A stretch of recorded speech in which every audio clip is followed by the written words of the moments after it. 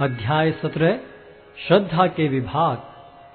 अर्जुन ने कहा, हे कृष्ण, जो लोग शास्त्र के नियमों का पालन न करके अपनी कल्पना के अनुसार पूजा करते हैं, उनकी स्थिति कौन सी है? वे सतोगुणी हैं, रजोगुणी हैं या तमोगुणी? भगवान ने कहा, देहधारी जीव द्वारा अर्जित गुणों के अनुसार उसकी श्रद्धा 3 प्रकार की हो सकती है, सतोगुणी, रजोगुणी अथवा तमोगुणी। अब इसके विषय में मुझसे सुनो।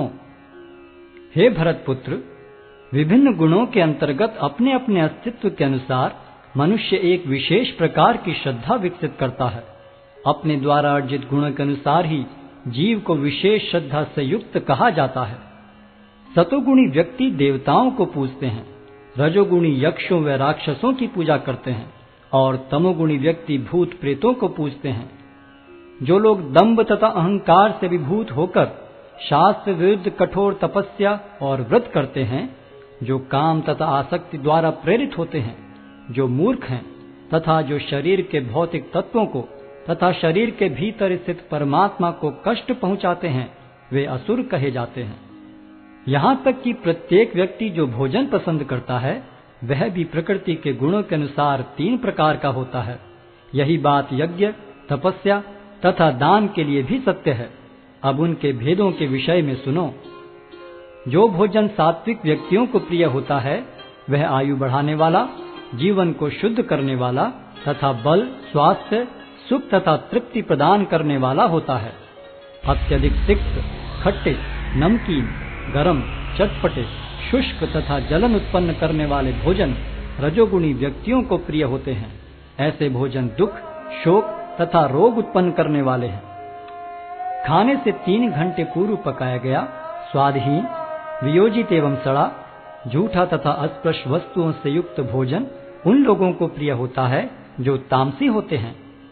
यज्ञों में वही यज्ञ सात्विक होता है जो शास्त्र के निर्देशानुसार कर्तव्य समझकर उन लोगों के द्वारा किया जाता है जो फल की इच्छा नहीं करते। लेकिन हे भरतश्रेष्ठ, जो यज्ञ किसी भौतिक लाभ के लिए या गर्ववश किया जाता है, उसे तुम राजसी जानो। जो यज्ञ शास्त्र के निर्देशों की अवहेलना करके, प्रसाद वितरण किए बिना, वैदिक मंत्रों का उच्चारण किए बिना, पुरोहितों को दक्षिणा दिए बिना तथा श्रद्धा के बिना संपन्न किया जाता है, वह तामसी माना जाता है। परमेश्वर, ब्राह्मणों, गुरु, माता पिता जैसे गुरुजनों की पूजा करना तथा पवित्रता, सरलता, ब्रह्मचर्य और अहिंसा ही शारीरिक तपस्या है। सच्चे, भाने वाले, हितकर तथा अन्यों को शुद्ध न करने वाले वाक्य बोलना और वैदिक साहित्य का नियमित पारायण करना, यही वाणी की तपस्या है।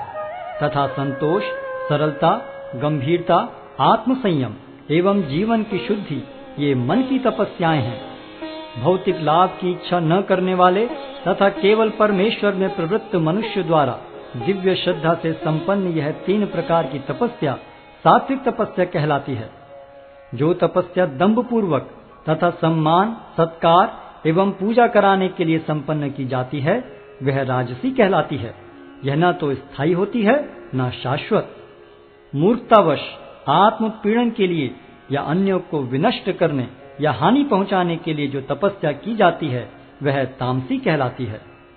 जो दान कर्तव्य समझकर किसी प्रत्युपकार की आशा के बिना समुचित काल तथा स्थान में और योग्य व्यक्ति को दिया जाता है, वह सात्विक माना जाता है। किंतु जो दान प्रत्युपकार की भावना से या कर्म फल की इच्छा से या अनिच्छा पूर्वक किया जाता है, वह रजोगुणी कहलाता है। तथा जो दान किसी अपवित्र स्थान में, अनुचित समय में, किसी अयोग्य व्यक्ति को या बिना समुचित ध्यान तथा आदर से दिया जाता है, वह तामसी कहलाता है। सृष्टि के आदिकाल से ओम तत्सत ये 3 शब्द पर ब्रह्म को सूचित करने के लिए प्रयुक्त किए जाते रहे हैं। ये तीनों सांकेतिक अभिव्यक्तियां ब्राह्मणों द्वारा वैदिक मंत्रों का उच्चारण करते समय तथा ब्रह्म को संतुष्ट करने के लिए यज्ञों के समय प्रयुक्त होती थीं। अतएव योगी जन ब्रह्म की प्राप्ति के लिए शास्त्रीय विधि के अनुसार यज्ञ, दान तथा तप की समस्त क्रियाओं का शुभारंभ सदैव ओम से करते हैं। मनुष्य को चाहिए कि कर्म फल की इच्छा किए बिना विविध प्रकार के यज्ञ, तप तथा दान को तत् शब्द कहकर संपन्न करे। ऐसी दिव्य क्रियाओं का उद्देश्य भव बंधन से मुक्त होना है। परम सत्य भक्ति में यज्ञ का लक्ष्य है और उसे सत शब्द से अभिहित किया जाता है।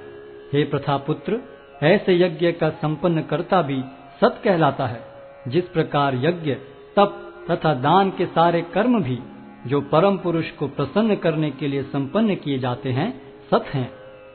हे पार्थ, श्रद्धा के बिना यज्ञ, दान या तप के रूप में जो भी किया जाता है वह नश्वर है, वह असत कहलाता है और इस जन्म तथा अगले जन्म दोनों में ही व्यर्थ जाता है।